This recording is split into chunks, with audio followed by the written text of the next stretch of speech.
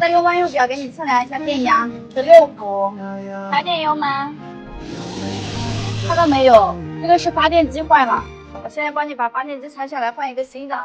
换新的，这是我们自己的车，拆下来修一下就可以了。那就修一下吧。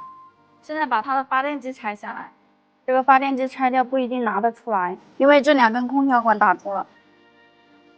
把排气管拆掉应该可以拿出来。刚刚师傅说自己的车就不用换发电机，这句话你们不要误会了。如果是客户的车，我们肯定会给他换一个发电机总成。